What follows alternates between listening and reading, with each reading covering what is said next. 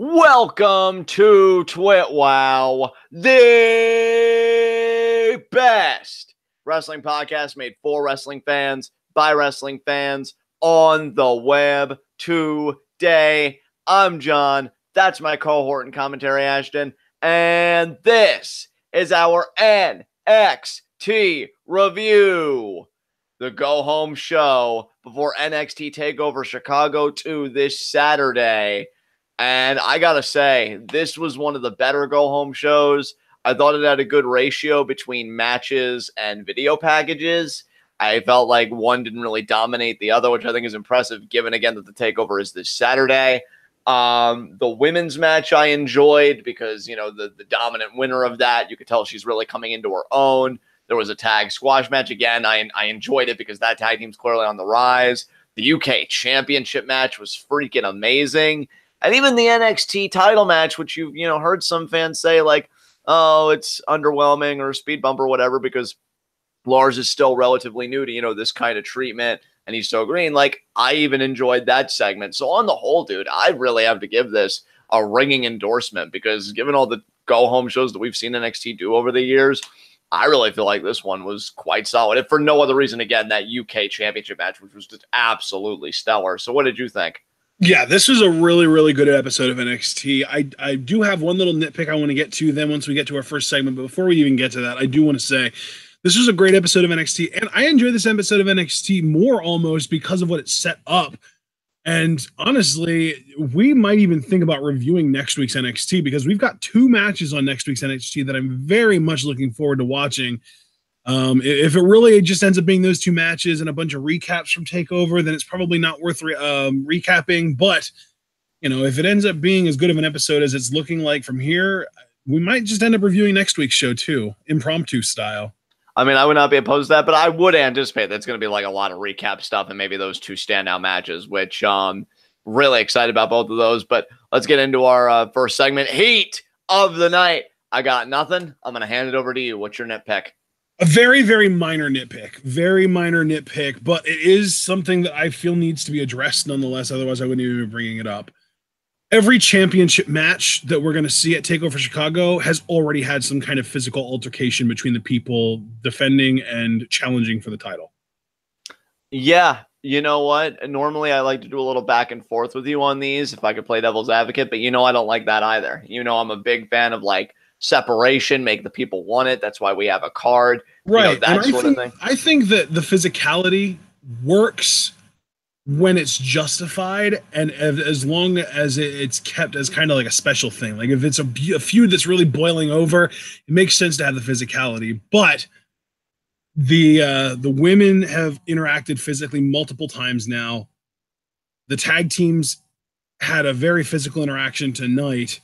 And the world champion and his challenger also had a very physical interaction, both tonight and I believe it was last week. It might have been 2 weeks ago. So every championship feud has, first of all, I think it's also important to note that the only championship feud that I would say really warranted the physicality was the tag titles because that's been going on for a while. But the other two are brand new feuds. They have not gotten to the point that I feel like it's so heated that they just can't keep their hands off of each other. So the women's championship match and the world title match, I feel like do not need the physicality. And if anything, it might have kind of hurt the matches a little bit, the hype for the matches a little bit. Again, I really can't play devil's advocate here when I agree with you. In fact, I'll even go one step further than you a little bit. I'll say it kind of smacks of laziness a little bit because to me, right, it's obvious why they did physicality with Lars and Aleister Black. Superficially, Lars is a monster character, carnage, destruction, but on a deeper level, it's they're trying to sell it to the audience that Lars is on par with Black and that he's a credible contender. It's just a shame that the writing couldn't really show us that another way outside of I'm going to slam him into the canvas, kind of thing. With the women's, it's kind of a similar issue. Shayna Baszler is this legit MMA grappler. You've got to make it seem what kind of an edge would Nikki Cross have over her? And, that's getting in her head. And when you get in her head, then that means in the physical bout, Nikki has an advantage. Again, though, I would have just preferred the mind games. I actually almost feel like this is a missed opportunity for the Nikki Cross character. You know what I mean? You really could have upped the ante a little bit on the intellectual warfare front. But, that's whatever. And tag titles, yeah, I definitely agree with you. And plus, as far as tonight goes, it was kind of a receipt for the attack that they suffered, last week. And like you said, it has been going on a while now. So, yeah, I completely agree with you. And I would even add on to that, like, it feels a bit uninspired when I think there are other avenues you could take. So I've got nothing else to add to that. Unless you have anything else you want to talk about, we can get into this. Do I hate to even say this, but you know what this really could have been helped and if not completely mended by? What's that? And I can say this with certainty now because they've done literally nothing on the main roster and Money in the Bank is this Sunday. If WWE would have just held off on calling up Sanity until after Money in the Bank, this entire issue could have been avoided because Sanity has done literally nothing on the main roster and Nikki Cross is challenging for the women's title. So what they could have very easily done was kept Sanity in NXT. Who beat Sanity for the tag titles, John? Who did? Oh, yeah, that's right. Undisputed Era did. Yeah. Exactly. The Undisputed Era were the ones that took the titles off of them. And now maybe Sanity wants the tag titles back. And Killian Dane would have been the perfect first opponent for Aleister Black as champion. That would have been what I would have done. You keep Sanity in NXT. You have all of them going after the titles for their one last push. And obviously I would have all of them lose then. And then after Money in the Bank, you can call them all up. That makes so much sense to me. And they could have fixed all of this by doing that. And they could have spent that time building up Lorcan and Burch so that their challenging for the tag titles didn't feel so sudden. Yeah, dude, you know what? I completely agree with you because even reaching back a little bit, and honestly, it's odd. It's very rare that a TWitWoW, like the first segment might be the most discussion heavy because really most of these matches tonight were pretty succinct. So I don't really know how much we're going to have to say. But as far as your booking goes, I love that because like Eric Young is the leader of a faction that has the tone that Sanity does. Yeah. I was kind of disappointed that his title shot was just kind of a throwaway thing just at random on NXT. It was a solid match, but I feel like if you would have given it a narrative foundation and given it some teeth, because Eric Young, I actually feel bad for the dude because I feel like people have kind of forgotten how good he really can be when given good material and really given something to work with, because the dude's no joke. Like, see, but in this scenario, I would have Eric Young teaming with Alexander Wolf for the tag titles. Oh, okay. So, and you said Killian Dane for Black. Right. Yeah, I mean, I could still see that, though, because Killian Dane and Aleister have history. It was through Killian Dane that Aleister even got the NXT title shot to begin with. So, yeah, that still makes sense. Plus, I think really the reason I would say Dane over Young is because even if you just want to say, like, oh, NXT is doing large because they wanted Aleister Black's first opponent to be a monster, Killian Dane fits that mold, too. Yeah. No, I totally see where you're coming from. I feel like they didn't really get everything out of Sanity that they could have, especially with this premature call up.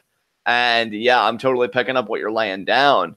And yet here we are, and you see NXT's trying to make the best of it, which hasn't been a bad effort by any means, and we'll really get into it tomorrow for our TakeOver Chicago 2 preview and predictions. But yeah, that's really all I can say about it. So are you ready to get into the review?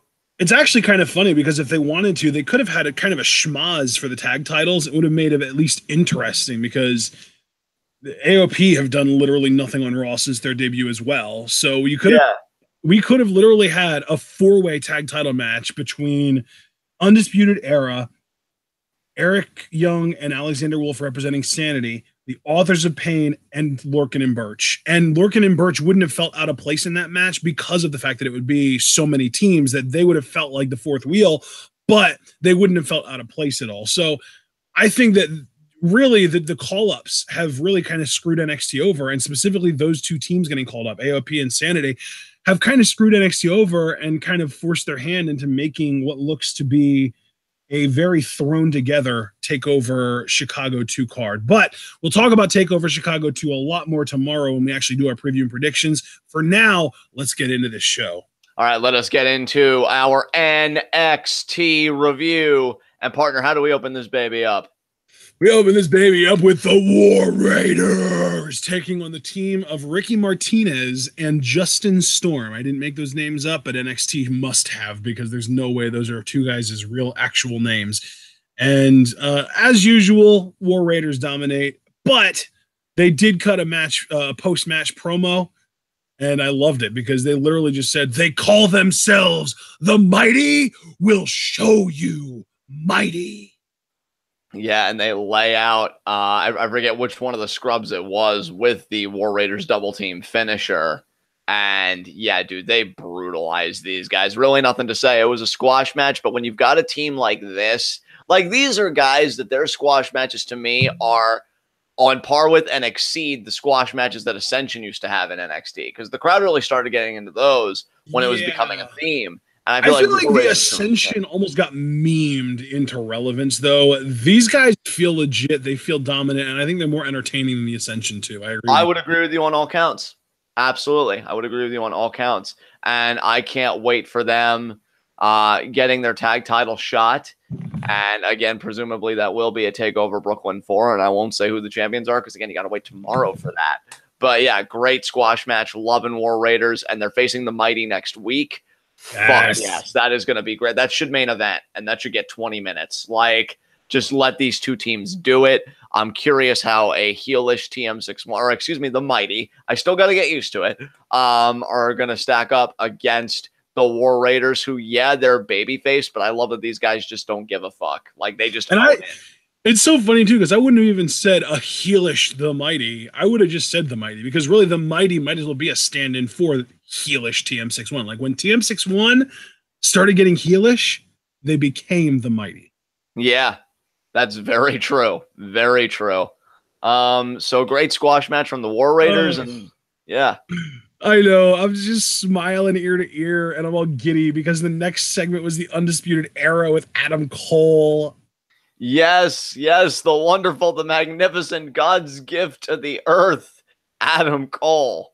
Of course, you know, how could God gift himself to the world? I don't know, but it was Adam Cole. So what did you think about it? Dude, how could God gift himself to the world? Ask any Christian. Jesus was supposed to be God from something, I don't know. And that's how Adam Cole makes everything work, though. So that's the truth behind Adam Cole, though, is everything that Christians say about God and Jesus, about how, you know, he has the will. I just, you know, I can't define his will. That's how I feel about Adam Cole. I can't explain Adam Cole's actions. My only job is to try and interpret what he says and what he does and figure out what he means. Well, I think you're doing a damn fine job. So what did you think of what he had to say? I want everyone listening to this to know that every time I refer to Adam Cole as he, it's capitalized H. Yeah, there you go. That's being specific. So what did you think about this segment? I just love Adam Cole. The Undisputed Era are like chatting it up backstage, chilling out, talking about how Roderick Strong or Kyle O'Reilly has his big UK title match later on. And then I think Bobby Fish notices the cameraman and points it out. And then Adam Cole runs towards it. Back off. Back off. You don't film the Undisputed Era unless I say so. Good to see Adam Cole putting the heathens in their place. Yeah, I enjoyed this. You know, I keep saying it. Undisputed Era is legit. Undisputed Era is cool. And, you know, like, I promised Paul, because Paul's opening message in chat was like, no Lucha Underground spoilers, so I was going to, like, make another parallel, but I'm going to avoid that. I will just say, though, that Undisputed Era, man, I think they're where it's at with factions right now, honestly. And we'll see if they can keep it that way for the remainder of Lucha Underground season. So we'll see. But I love these guys. This cameraman needs more Adam in his life. He does. I mean, he won't get it because he doesn't deserve it and he's going to die alone, but he definitely does. So up next, we got a Gargano Ciampa video package. Very elaborate. Honestly wouldn't be surprised if this is the exact video package that they used leading up to their match at TakeOver. So we'll see as far as that goes, but it's pretty much just recapping their entire feud so far, and we're getting a few extra little bits from both of them. You know, Gargano saying, oh, at TakeOver New Orleans, I remembered exactly who Johnny Wrestling was, and I was ready to move on and fulfill his dream to be champion, and he knew once he beat Ciampa that he could become champion. And then Ciampa talks about, oh, maybe in your fairy tale world you actually believed I wasn't coming for you, and he blames him for Candice's injury and all that stuff. So it's basically a lot of what we've already heard, and all kind of put together in one nice little package with a ribbon on top. Yeah, I agree. I love this video package, but there's really not much more you can say than that. All right, then we get to our second match of the night, EC3 versus Cassius Ohno. I got to tell you, man, this match was surprisingly short. I thought this was going to be like a 12-minute match, and it felt like it was maybe 6 at most. Yeah, this really didn't get a lot of time. Praise be to Adam Cole for that. Really didn't care. I mean, it's hard for me to get invested in a match when the one guy, to me, he's just kind of a cliche with a really good bodily aesthetic in EC3. And the other guy I could really get into if he just turned up the personality a bit, but just feels so bland. I went on my rant last week. I'm not going to repeat myself because I really do want to keep getting through this. But yeah, I really couldn't get much into this at all. Cash has got some of his great strikes in and his cyclone kick to the face of EC3. But EC3 responded with his offense, including what I'm assuming he's calling that 1%, that spinning TKO. Yeah, I heard Morrow just call it the 1%. Yeah, so EC3 wins with the 1%. I gotta be honest, this is one NXT because he's gonna get pushed. I don't know if he's gonna cross paths with Alistair. I have an idea of what his next feud is gonna be, but again, you guys are gonna have to tune in Thursday for me to really give my fully developed thoughts on that. Wait a minute, 1 second before we move on. I mean, I don't think it would be spoiling anything for you to just say who you think EC3's next feud is going to be if you don't give it any more context. So can I just guess, and if I'm right, you can tell me I'm right? Sure. Ricochet. No. Oh, okay. Well, do you want to actually tell us who you think is going to be? If you don't think it's going to be spoiler, Johnny Gargano. And that's all I'm going to say. And well, that's perfect. That's fine. Yeah, that makes sense. Yeah. That doesn't spoil anything because he could lose because of EC3, or he could win and then get targeted by EC3 in a #1 contender program. So that doesn't spoil anything. Yeah, it just either way, regardless of how you look at it, I really don't like that EC3 is getting this spot. I will say, I think he has the right attitude. I like the man behind the character because I read an interview with him recently. He's like, I want to be in a place where you get told you suck, do better at this and this. Because apparently Impact's just if you're actually able to do the segment bell to bell, that's good enough for them. So the bar's even I could step over it. But so I respect that. I respect that he wants to challenge himself. It's just, he's not going to be everybody's cup of tea. And that's okay. If you're an EC3 fan, listen to this. Hey, I love it. You know what? That's great. For me, I just feel such a disconnect. I don't think I'll ever really be a fan of this dude. And you know me, I'm definitely prone to giving heels a chance and that kind of thing. I feel like I'm very accepting of heels, probably more than I've ever been. But EC3, man, he just doesn't really do anything for me. So it just kind of sucks that he's getting pushed because I'm gonna have to sit through that. But for any EC3 fans, please enjoy it. I really think you're getting ready for a wild ride here with this dude. So that's nice. Kind of what yeah. I'm sure we'll talk plenty about EC3 in the future, but for now, he did defeat Cassius Ohno with the 1%. And we can move on to our third match, which I know Asia is living for because we got Bianca Belair. I don't know if it was new theme music or if it was just me actually paying attention to the theme music for the first time, but I did dig the theme music for Bianca and really just the entrance as a whole. And then her opponent tonight was Aaliyah. So go ahead, John.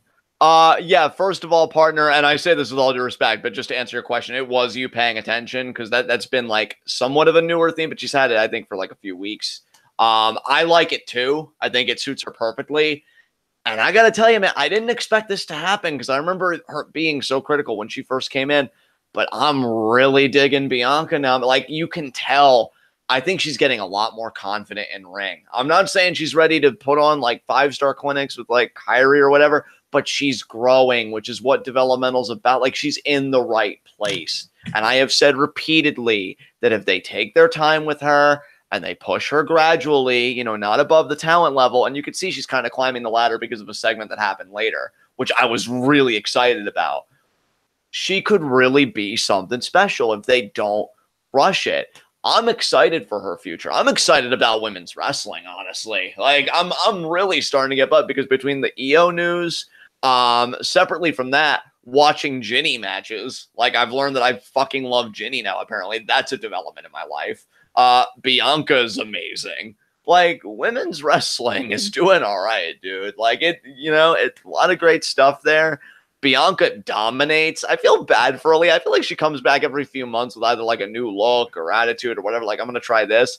I don't know if she'll ever get a push. I mean, if she ever would, they'd have one hell of a story to tell, right?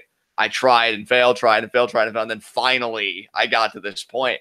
But right now, it just seems like she really is that enhancement talent. Okay, go in there, take the bumps, make this person look good, and collect the check, move on. But Bianca, she looked great. She did the shoulder checks in the corner. She did the deadlift military press, which was so good. and I am on board with the finisher. I mean, me and Asia already saw a video of it on Twitter, earlier, so I knew it was coming. I think it's great. I think it fits her perfectly. And again, she's just emanating this confidence, I feel like. So I hope they don't give her too much too fast. I've seen some people kind of come up with booking trajectories for her that quite honestly seem very plausible to me. I don't know. That doesn't necessarily mean they're going to pan out, but if they do, great. If not, I just hope that they, keep her busy with other stuff. I'm really enjoying what I'm seeing from her, dude. She's really developing into quite a prospect in my mind. So yeah, nothing but big ups to her. She handles Aaliyah pretty much with ease, and she's ready to move on to the next one. Yeah, man, that's the thing. Like, she's a freaky athlete. She is everything that she says he is. She is. She's the strongest. She's the fastest. She's probably the quickest. She is an absolute freak. There is no doubt in my mind. And what I really love too, I was actually thinking about this. If she ever does next to women's champion, you know what she can say, right? Wait, you kind of cut out there, Ashton. Can you say that again, please? I said if she at any point actually becomes the NXT Women's Champion, you know what she can actually say then, right? What can she say? I'm not just the EST. I'm the BEST. Oh, that wordplay, though. Yeah, man. I mean, dude, you already knew my fantasy booking for her, but here's the thing. They seem committed to her being like that arrogant type of performer, which is fine. There's more than one way to get to a destination, right? It's just, I'm excited to watch her grow. I got to be honest, the biggest compliment I can give somebody like a Bianca is it's talent like her that really make me love NXT. Because, and I've said this before on the podcast, so it's not like, it's just Bianca or this and that. I have said before that, like, yeah, I love when the top tier talent come to NXT. I'll love when Io does it because she's a fucking beast.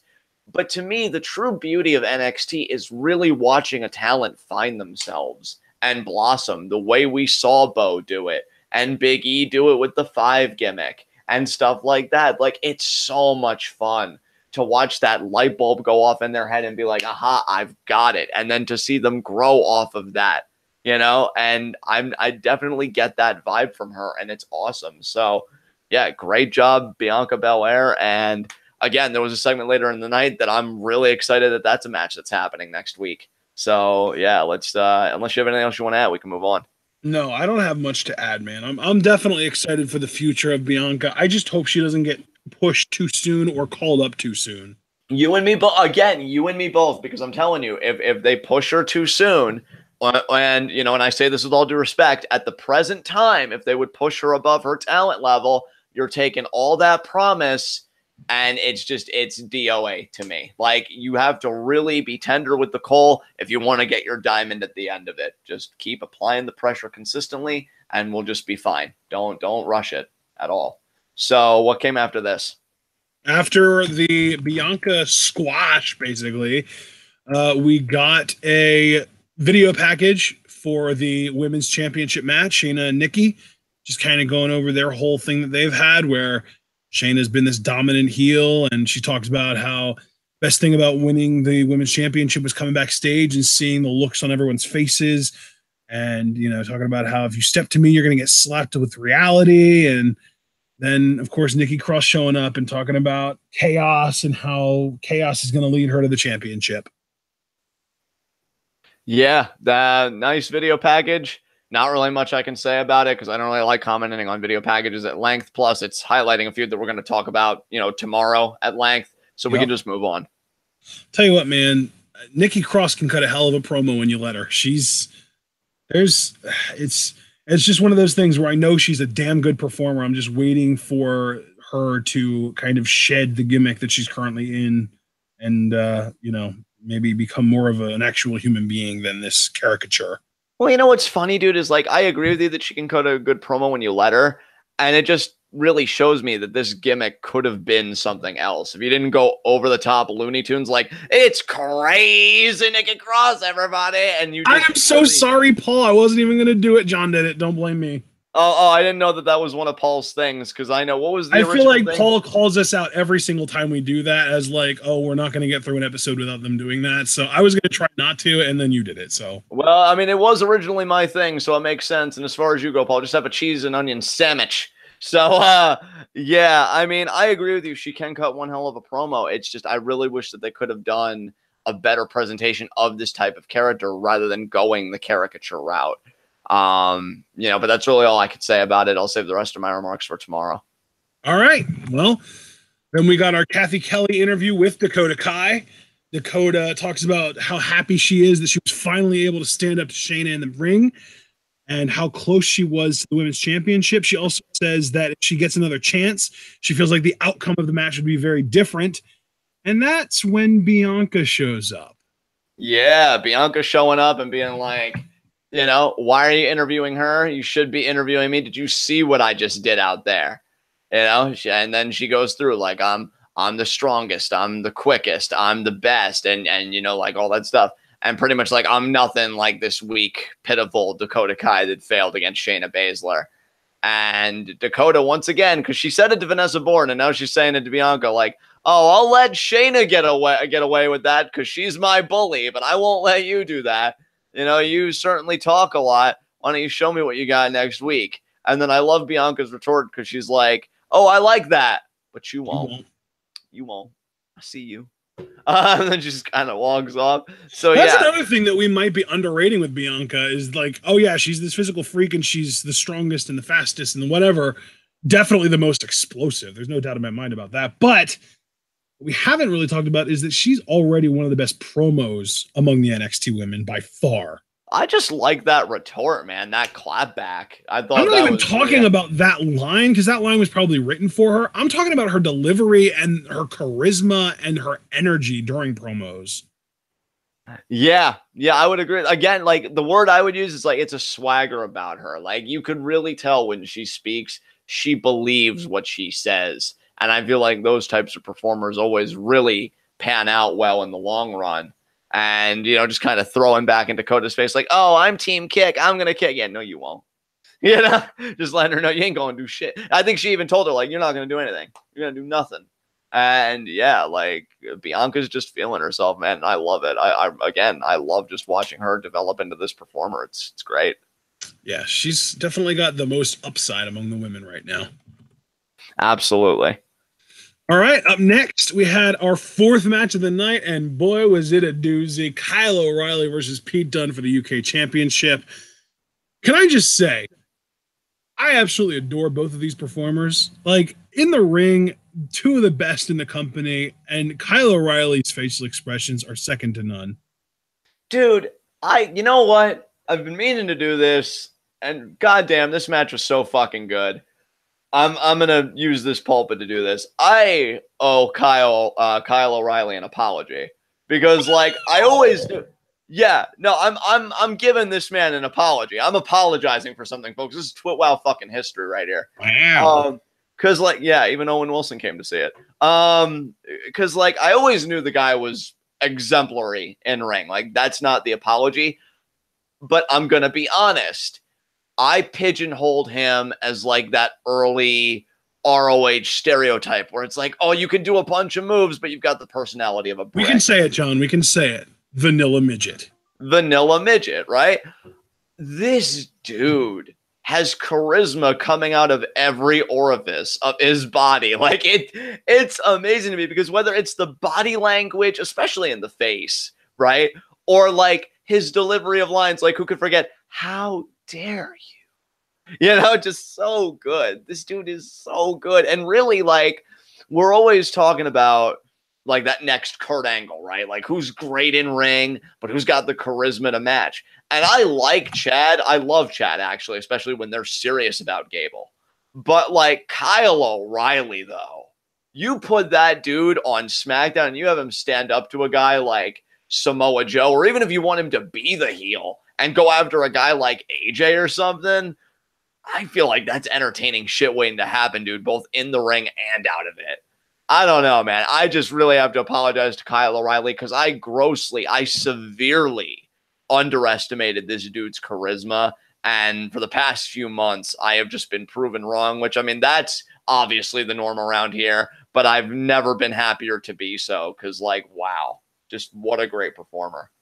So He yeah, is, man. He's definitely something special. His facial expressions, his body language. He is one of those rare guys that might not be the best talker.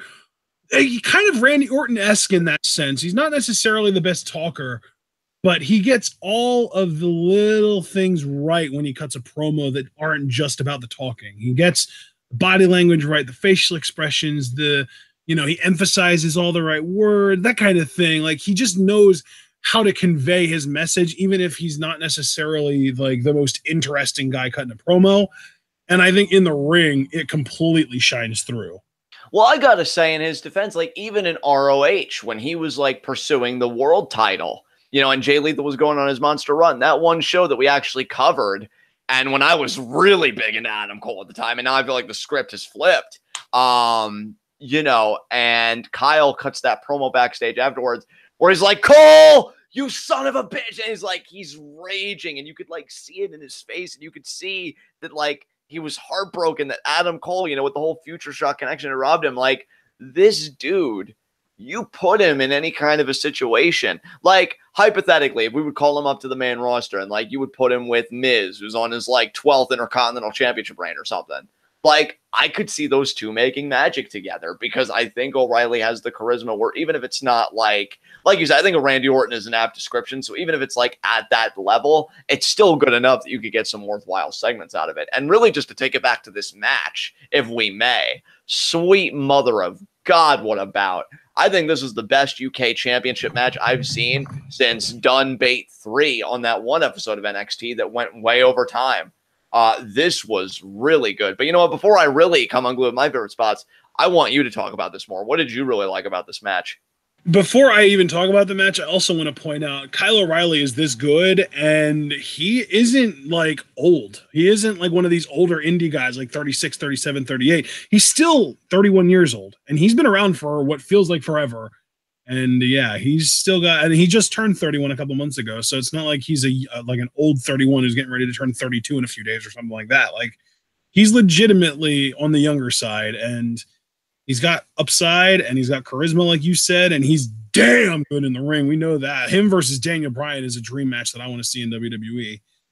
And yeah, man. So as far as the match itself goes, I just love how physical it was, man. Some of the strikes and the submission, really the submissions were fun to watch, because like Dunn had it, he was going for the double wrist lock, and O'Reilly was just like, hey, fuck you. And he converted it into an armbar, and Dunn had him in a pin, and O'Reilly grabbed him and put him into a triangle. Like, yeah, just some of the submission game in this match was great. And then there was the one exchange where it was like, I'm going to beat the shit out of you, and then you're going to punch me one time really, really hard, and then we're both going to collapse kind of thing. And that's always fun. So yeah, man, this is just a really good, well done match. Oh, dude. And the submission exchanges, like from the triangle to like, oh, let me get this arm bar, but let me counter the arm bar into the ankle lock. Like, yeah, I got chills, because any match in any way that can like trigger a childhood memory or whatever. And I just went back to like Benoit and Angle going from crossface to ankle lock. And it was amazing technical wrestling. And like, that's the shit I live for. So again, this is what makes this go home show stand apart from most, is that you let these two beasts, because Kyle O'Reilly is young, and we know damn well that Pete Dunne is a young son of a yeah. I only really wanted to emphasize Kyle O'Reilly's youth first, because like, once you bring up Pete Dunne's age, nothing else seems young by comparison. Yeah, and especially at that talent level. Like, you hear that, you internalize that, and then you spend the next 2 hours at your house just staring in the mirror, and all you can croak out of your mouth is, why?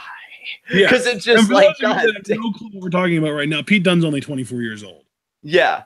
Dude is insane at that age. Like, God damn. Dude, I'm telling you, I really like, it's really going to fall on WWE's shoulders how they handle Pete Dunne when he drops that UK championship. And the only reason I've been bringing up so much more lately, and I can say this because this has no tie-in to TakeOver Chicago too, I think whoever wins this second ever United Kingdom tournament, they are going to beat Dunne for the championship. Like, I think his reign's going to come to an end, And if I'm wrong, then I really don't know who the fuck's going to beat him for it.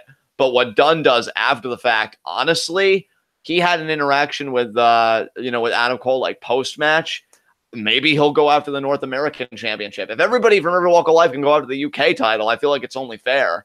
And I would love a feud, dude, between Adam Cole, baby, and Pete Dunne. I mean, what about you? Yeah. I mean, you're a huge... No, dude, I'm definitely on board with that. And I agree with you. I do also agree that the winner of the second UK title tournament is going to beat Dunne for the title. And do you know who I think it's going to be?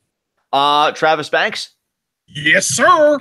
Yeah, that's what a lot of people are thinking too. I'm inclined to agree. Oh, Brandon Best saying his favorite spot of the match was the bitter end reversal into the choke with the body scissors. Yeah, I agree. The counters were fucking insane in this match. Oh, yeah. And by the way, Travis Banks, also 31 years old. I love wrestling. Like, so good. You know what else really made this match work too? And like what made me go from like, oh my God, this is great, to oh my God, this is great, and this single-handedly made this a great go-home show, and it didn't even really need to, like in hindsight, was that it had a definitive finish. Like, I would have hated, as much as I love Undisputed Era, I'm going to be honest, I would have hated if they would have come down and start beating on Pete Dunne. The idea that they only did that after he got the 3 count, I'm cool with it. Because I feel like there comes a point where you're having a certain type of match where, like, I get if you want to draw heat or you want to hit a certain narrative point, like, do the run in, cut it short. But then there are other times where you're just like, no, you got to let it see itself through. And I'm really glad they decided to do that because, man, that bitter end, just the impact and everything, so good. These guys are amazing. They really are. They really are. Yeah, these guys are great. Dunn is prodigious at this point. I think we can say, yeah, Kyle O'Reilly, upside, Pete Dunne, literally just the highest floor, I think, in the company. Like they always call Cody Rhodes the 3-star savior. Pete Dunne, I don't know if I've ever seen Pete Dunne have like a sub 4-star match. So what we call him, the 4-star favorite? I don't know. You know what, dude? I hate to be that guy, but I'm going to put my chips down on Dunne because Paulium Gregory said that Triple H said that Pete Dunne is a future world champion. Regal couldn't win the world title. Bad News Barrett couldn't win the world title. We're still looking for that UK-born kind of world champion. Pete Dunne's going to fucking do it. He's going to fucking do it because if no other reason, he's got time on his side. Like, dude's insane. Yeah, he's got time on his side, but we've also got to remember that he's been in the UK division and the 205 division. So I don't even know if he's ever going to be on the main roster, much less a world champion. You know what? And that's fair. That's fair. I just maybe if Triple H said it, maybe he meant NXT world champion, in which case I could definitely buy that. I could buy that too. I would love more context on what Triple H meant, but really, honestly, if the playing field was level and there was no 205 Live or anything to worry about, I would absolutely put my chips down on Pete Dunne for WWE champion at least. Universal champion, that's a stretch even for me for as much as I love Pete, but WWE champion, abso-freaking-lutely. Because I've already said, Jinder Mahal can win it, like, no excuse. And Dunne would be legitimate as fuck with that title, with how, like, he carries himself and he carries the gimmick. Because, like, he is a badass just through and through. And that finish, by the way, too, because I already talked about the bitter end, but what preceded it with Kyle O'Reilly getting cute with removing the gum guard from Dunne, and then Dunne just bends the fingers, punches him in the face, and then gets that bitter end. Jesus Christ. Like, this dude's a tough guy without actually being a prick about it, like a JBL type, and I fucking love him for it. It's so good. It's kind of ironic you say that, though, because prior to his face turn, which was kind of brought on upon by the Undisputed Era, he was a prick about it. I mean, he was a prick about. Let me clarify, right? Because you're right. You're absolutely right. When I say like prick in the JBL sense, it's like, oh, I'm gonna be a loudmouth and I'm gonna be like all these stereotypes, like this bully jock type almost. Because I was okay. So really, yeah, that's really more. Whereas Dunne has got like this quiet confidence. He doesn't really say much, and when he beats you, it's like, oh man, Pete, you had a 5-star match. Even Meltzer like couldn't put the lotion down. How do you feel? Shrug.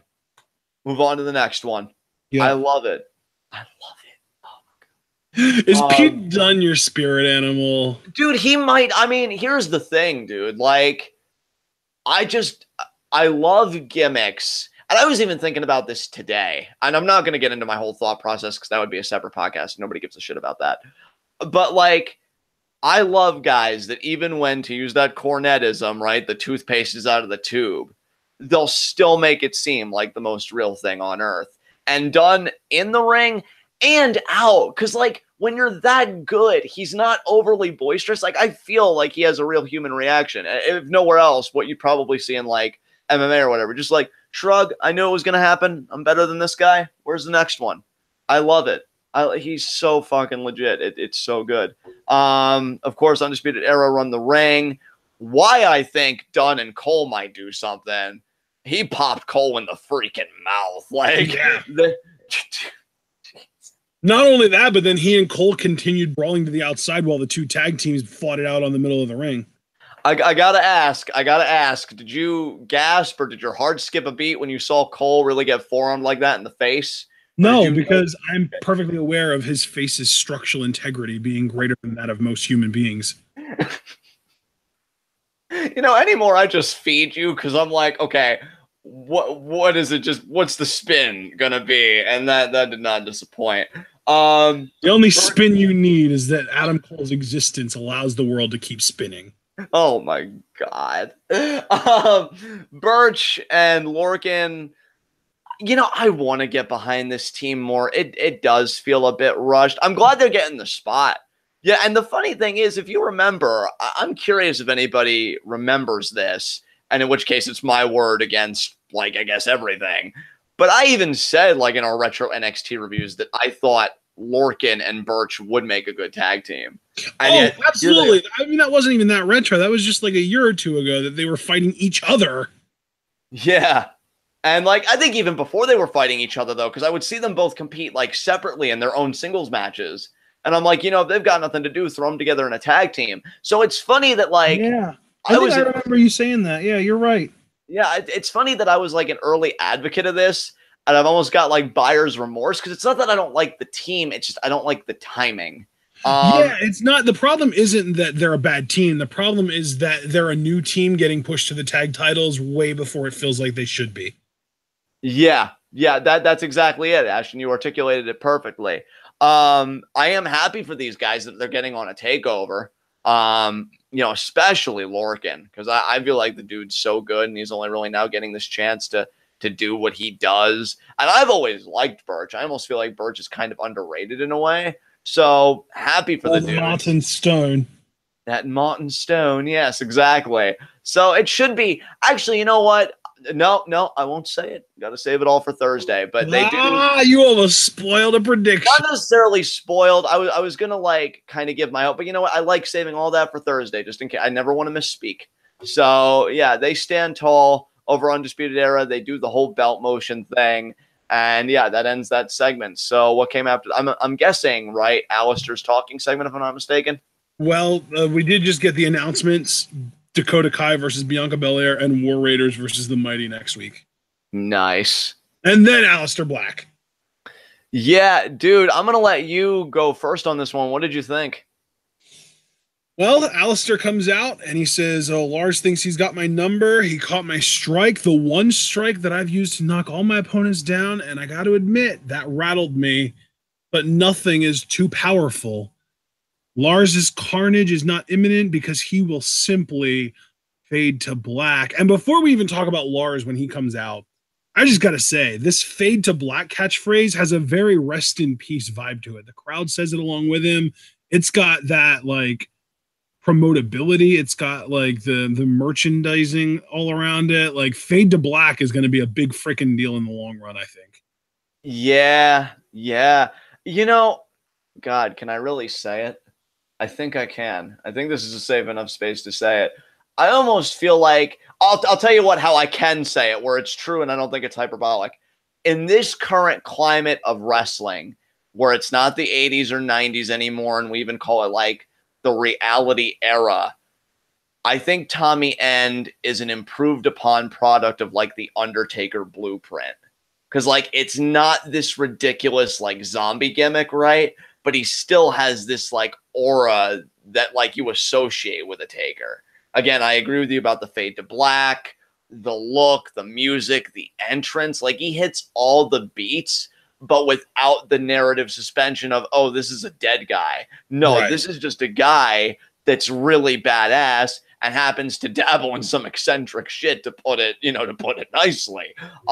So yeah, when you situate Black in the appropriate cultural context, the same way you could situate Undertaker in the appropriate cultural context when it was these larger than life characters, he really is his culture's Undertaker. And I think that is a huge compliment to the dude. I definitely see where you're coming from, though. I understand why you were apprehensive about coming right out and saying it, because it could be taken as like, oh, you think Tommy End is as good as the Undertaker? You're such a mark and shit like that. But no, I definitely see where you're coming from, and you're not saying that the Tommy End character is as good as the Undertaker character, or I'm sorry, not Tommy End, Aleister Black, right? Even that the performer, since I said Tommy End, or even that the performer is as good as Mark Calloway or anything like that. You're not saying anything along those lines. All you're saying is Aleister Black is to the Undertaker what Daniel Bryan is to Stone Cold Steve Austin. Completely different characters,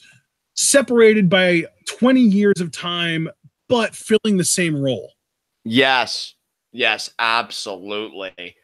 I love. Actually, no, I don't think you were done though, because we just had that little mini discussion about Aleister before you got to the Lars part. So please continue. Yeah, Lars actually comes out and he's in his wrestling gear. He's in his trunks, he's in his boots and his, that kind of stuff. And he just kind of stands at the top of the ramp, and we get the stare down, and Aleister gives him the come on, let's go. And Lars charges the ring, and we get the brawl, man. And it really doesn't last that long, because Lars ends up really dominating Aleister from the get-go. And he hits him with the freak accident, and then it feels like that's it. But then Lars says, I'm not through. And he hits Aleister with a second freak accident. And then before we end it, he goes and he hits him with a third one. And then he tosses the NXT title to the ring apron, drags Aleister out of the ring, puts him over his shoulder, grabs the NXT title, brings him over to the announce table, says, no one's fading to black but you, Aleister.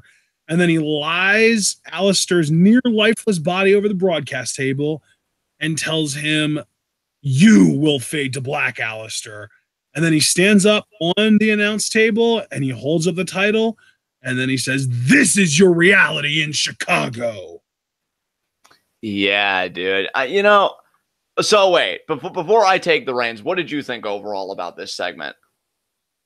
I definitely understand what they were going for here. You really do, because at this point, Lars has been in so few matches, and even though he is obviously a monster, you don't really associate him with the main event scene, so it makes all the sense in the world that you would really want to build him up and really build it up as like Aleister's championship is genuinely in peril right now. Like, he could lose the title, period. You need to tune in and see if he's able to overcome this monster. And the best way to do that is by just literally showing him as being incapable of overcoming the monster so far. So as we know so far, Aleister Black has not found the way to beat Lars. So we're going to have to tune in on Saturday to find out if he can.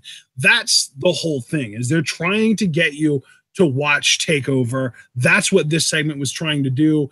And I think it achieved it very well, because if you're tuning into this and you're watching it and you're like, wow, I really like that Aleister Black guy, I wonder if he's going to be able to find a way to overcome this big, scary motherfucker.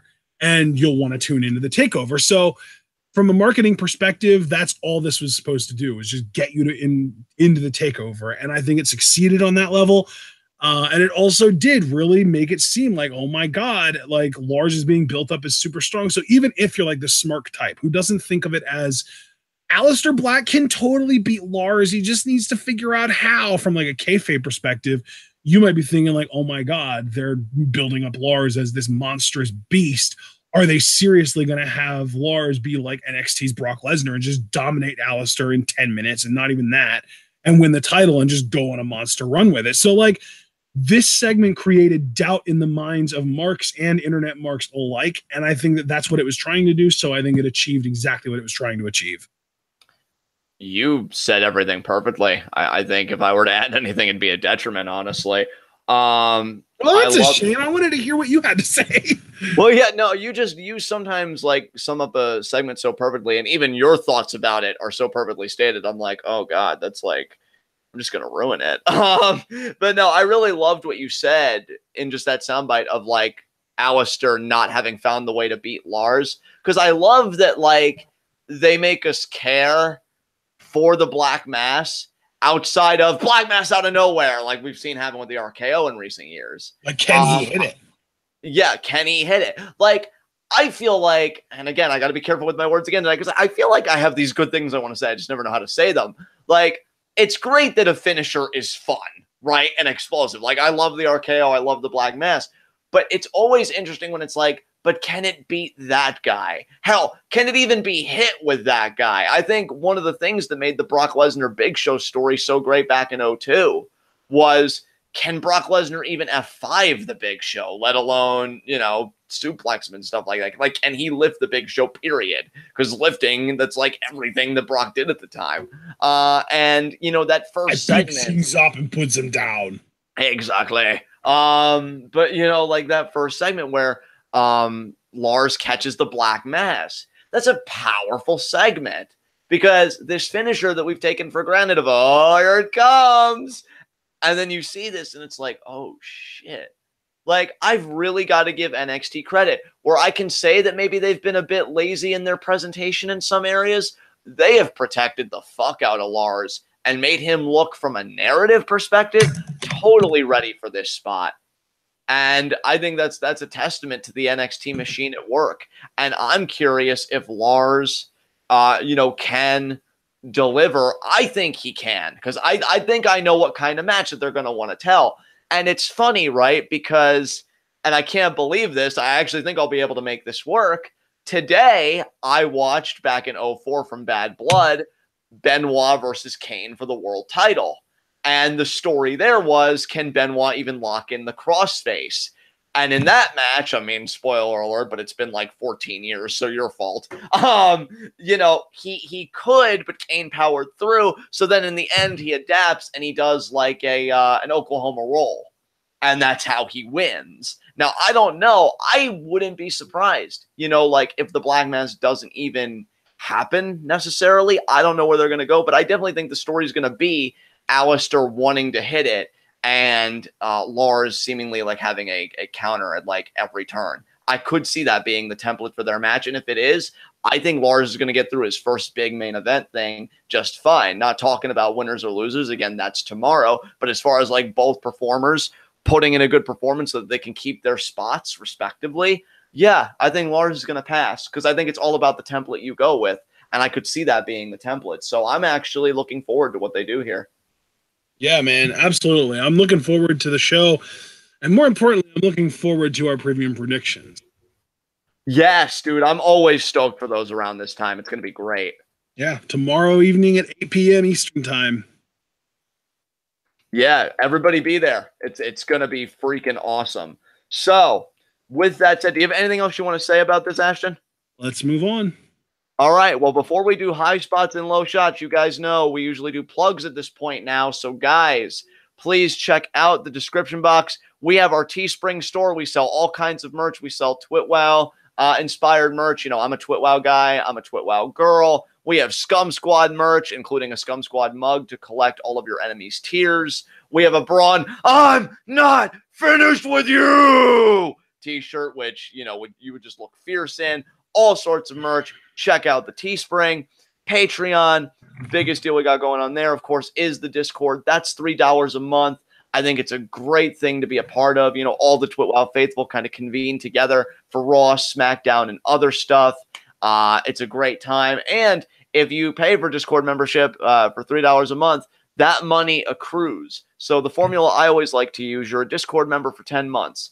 $3 a month times 10, that's $30. You can cash that in for a live reaction to a 3-hour show. So not only do you get to be with the best fans on the web today and the best creators, or, you know, the creators of the best podcast on the web today, you get to have content control down the road. And so, yeah, I don't see like any downside to a deal like that. As I usually call it, it's a win-win-win-win. You're also going to want to follow us on Twitter.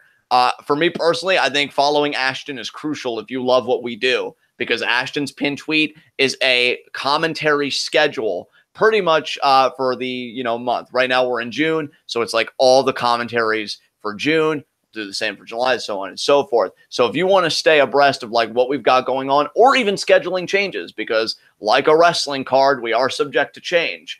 You're gonna want to follow Ashton on Twitter to keep updated with all that stuff. Me, the big thing on my Twitter, my pinned tweet is collecting Q&A questions. We're doing Q&A June 28th this month, and yes, I did get that right. Awesome. So yeah, 4 questions per Q&A. You can divvy them up however you want. You can pretty much ask whatever you want unless we say otherwise, because maybe it's a repetitive question or, what have you, but go nuts. And so, yeah, I'm Q&A. He's the TWitWoW schedule. You're going to want to follow both of us. And that's pretty much going to be, that part of it. So now we can get into high spots and low shots. And here, unlike Lucha Underground, I didn't want to go like the obvious route. Here, I absolutely will go the obvious route. My low shot is Aleister Black. He said that, he was going to be ready for Lars, but show, not tell. And he really didn't show me much tonight. Lars laid him out with 3 freak accidents, and then he laid him prone on the table while, once again, this is the second time Lars has done this, he held Aleister's NXT championship. Like, talk about slapping you in the face with a glove and then just, like, winning the duel altogether. I feel like Lars has done that, save for TakeOver, which, again, we're going to unpack that tomorrow. So, yeah, Aleister's my low shot, man. Rough night for the NXT champion. All right, well, that's definitely a fair choice. And because you went with the obvious choice, I'm going to go with a little bit more of a subtle choice. The reason it's subtle is because it has no implications for TakeOver like yours does. But Cassius Ohno, after the match, he definitely looked kind of down on himself, and he did lose to EC3. So we might be in store for a bit of a character update on Cassius Ohno. We'll see. Please update it. Remove it and then reinstall it, update it, do all that shit. Because, like, this Cassius sucks. Oh, what are you going to do? Forearm me? Yeah, get the fuck out of here. I mocked him with his own thing. Wow. God, I'm such an asshole and so insecure. My high spot. Let me think. You know what? I'm feeling it tonight, man. I don't know if she's still here. I know Asia would love this. My high spot's Bianca Belair. New finisher. I can get behind her fully now. I feel like she's getting better slowly and surely every week. The promo with Dakota Kai was great. And you even said that before I did. So, like, I know it's not just like a me thing. And I feel like in this business, the promo matters more than the mat skills, if you will. So knowing that Bianca can deliver on that front too, and definitely could even get better from there, is a very exciting development. So I think I'm going to go with the EST of NXT for my high spot. So take us through your process of who ultimately your high spot is. Well, I mean, Adam Cole was on the show, though. So obviously he is the high spot of all the high spots. But because he is just such a fixture, I still have to hand out an honorary high spot. And, based on the fact that this person is most likely setting their sights on Adam Cole long term, I always like to pay attention to who's looking to turn a negative into a positive. And Pete Dunne fought his way to defend his UK title. So he fought to defend his own property and not lose his own property. And then after the match, who did he start kind of getting into a brawl with? The North American champion, Adam Cole, Bay. So not only is Dunne able to retain his championship, but he's now setting his sights on another continent's championship, another country's championship. And North America is a continent, so I can say continent. Yeah.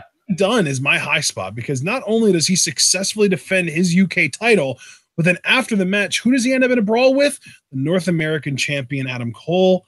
Pete Dunne is a wily bastard. He is not going to be content only holding the UK title. He's coming for that the North American Championship. And while I don't think he'll win it because praise be Adam Cole, he's definitely going to try. And he's probably going to get an opportunity as well because Regal loves the kid. You know what, dude? I was even going to say, first of all, thank you for showering Pete Dunne with love, in light of course, Adam Cole, baby, being Of course, the and actual let's not high allow spot. ourselves to forget Pete Dunne is the honorary high spot. Adam Cole is the one true high spot. Oh, of course. I mean, hierarchy matters. But I will say, dude, on a more serious note, if by some, I won't call it a miracle because Pete Dunne's so talented, and they may really have a lot invested in him. But like, if by some stretch, I'll call it, because I really see the UK tournament winner beating Dunne. But if they don't, honestly, because they were both occluded from this takeover card, I would love on the next takeover card a double title match, UK and North American Championship. Yep, I was thinking the same thing. Title versus title, Pete Dunne versus Adam Cole. Do we know when the UK tournament is, by the way? I could look that up real quick if you'd want, because I don't know it off the top of my head. So let me look. It looks like it is June. It's taking place on June 18th and 19th and airing on the 25th and 26th. So it's going to be taking place this coming Monday and Tuesday and then airing on the following Monday and Tuesday. So it's actually very, very soon. And now, does the tournament winner get their title shot in the same space of time? Or because they made it seem like they did, but I'm not sure. Well, it looks like they haven't announced when. It just says the tournament winner. Oh, day one will feature the second United Kingdom Championship tournament. Well, day two will see the tournament winner challenge Pete Dunne for the WWE UK Championship. So it'll be literally this, like, the tournament will finish up on day one, and then the winner will challenge Dunne on day two. So yeah, if Dunne gets through that there's definitely enough time between that and the next takeover. Oh, it looks like the first round of the tournament might have already been taped prior, like previously. Oh, okay. I don't want to spoil anything that hasn't aired yet, but you know what? Screw it. I'll just say you want to know what the quarterfinal lineup is? If you want to do a countdown, and then you could tell us, because I certainly want to hear it. There are four quarterfinals matches. There were obviously 8 first-round matches, and those have all already taken place. So here are the quarterfinals matches. Zach Gibson versus Gentleman Jack Gallagher. Flash Morgan Webster versus Jordan Devlin. Joe Coffey versus Dave Mastiff. And Travis Banks versus Ashton Smith. Damn, all right. So I'm definitely I'm sticking to my pick of Travis Banks going all the way, man. I don't know if he's still Progress Champion, but he was Progress Champion for a while. If he's not, he might still be. And I know Progress and WWE are very much in bed together. And there are Progress people work at WWE shows a lot, and NXT people have been working Progress shows recently. I know Dakota Kai actually main evented the last Progress show, so it was supposed to be Nixon Newell, but she was injured, so Dakota Kai replaced her in the freaking main event against, I believe, Ginny, actually. So there you go. Oh my god, dude! I need more Ginny in my life. Yes. There you go. But yeah, man, no, that sounds great. So yeah, I'm definitely thinking, man, Pete Dunne gets through all that. That's plenty of space between that and the next takeover. You start building Dunne Cole title versus title. Since they were both left off the Chicago card, they both need to be on this next card, and why not against each other? Dude, I'm looking right now at the card for the UK title tournament, and it's fucking nuts. Oh, wow, really? Like, we probably need to live react to this for sure. Oh, wow, that good? So day one, which will air on Monday, June 25th, it's British Strong Style versus the Undisputed Era. They really want to do it, dude, I think. I don't know. I'm starting to kind of second guess myself. Well, that's not it, though. There's also the entire rest of the UK tournament. So the 4 quarterfinal matches, the 2 semifinals, and then the finals all on that same day. And here's the big thing, dude. Get ready for this. Are you ready? Yeah. A fatal 4-way match to determine the number 1 contender to the NXT Women's Championship. Would you like to hear who the contenders are? Is Kairi Sane one? No. Oh, who's in it then? It's not NXT performers. Oh, so it's all like UK. Okay, well then who is it? Killer Kelly, Okay. Isla Dawn, Okay. Tony Storm, Ooh. and Ginny. Oh, yes, we have to live react to it. Yes. Yes. Ginny is going to, like, improve Shayna's uggo face. I Yes. saved her for last on purpose because I knew you would pop so hard for it.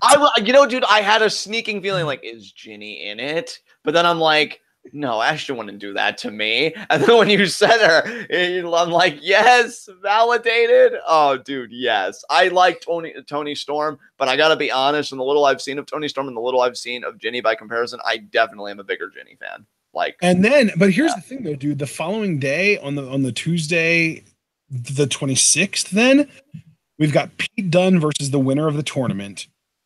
Adam Cole defending the North American Championship against someone we don't know yet. Shayna Baszler defending the NXT Women's Championship against the winner of that four-way. The Undisputed Era defending the tag titles against a team that we are not aware of yet. And a tag team match, Aleister Black and Ricochet versus EC3 and Velveteen Dream. Oh, what? Dude. Yeah, well. That second day of the UK tournament feels more like a takeover than TakeOver Chicago. It really does. I guess we're gonna have to Iron Man up again and do live reactions because that card is insane for both days. That's nuts. Yeah, that's what I'm saying, man. It's insane. So we're definitely going to be live reacting to the UK tournament this year. I think we regretted not live reacting to it last year, but we're not going to have that same regret this year. I can't believe Ginny and Tony Storm are going to be featured in WWE programming like that. Oh man, she's gonna just punch Shayna right in the face, which will be an improvement. You know Ginny's not going to win the four-way. How dare you? How dare you? I mean, okay, so unless Nikki Cross wins the world title, because if Nikki wins the title, then it would make perfect sense for Ginny to win and challenge Nikki for that title. Do I love Ginny so much that I would root for Nikki Cross? No. Yeah. Aww. Don't you aw me. I just did. What are you going to do about it? I don't know. We still have to finish the show, so it's not like I can leave. That would be awkward. Weird. So, yeah, like your face. I'm sorry. That was way too confrontational. I definitely need to tone it back a bit, but you have to. You know what? I forgive you. Let's move on. Okay, fair enough. Any concluding remarks about NXT? Nope. All right, guys, this has been NXT. This has been TWitWoW, the best wrestling podcast made for wrestling fans, by wrestling fans, on the web today. I'm John. That's my coordinate commentary, Ashton. Guys, I already gave you the rundown, so I'm just going to tell you to please like, subscribe, and comment on the video when it's done processing. You know, the more likes you leave, the more likely we are to be at the top NXT review on YouTube. And when you're the best at what you do, the top is the only place that you belong, so please leave that like. And we will see you all tomorrow for NXT TakeOver Chicago 2 preview and predictions. Those go live at 8 p.m. EST. And we ain't talking about Bianca Belair. So, yeah, please be there, guys. It's going to be a lot of fun. I think we're just to be clear for those of you in the UK, it's actually EDT. We're only 4 hours behind you guys now, not 5. Oh, interesting. Yeah, that's true. That is true. Yeah, so be there. It's going to be a lot of riveting discussions, I'm sure, because we held a lot back in this review. And, yeah, that's all I got to say. And then, of course, Friday, Money in the Bank preview and predictions. Saturday, TakeOver Chicago 2 live reactions. Sunday, Money in the Bank live reactions. It's fucking stacked, guys. Let's freaking do it. All right, we'll see you then. Till then, tune in. Peace out.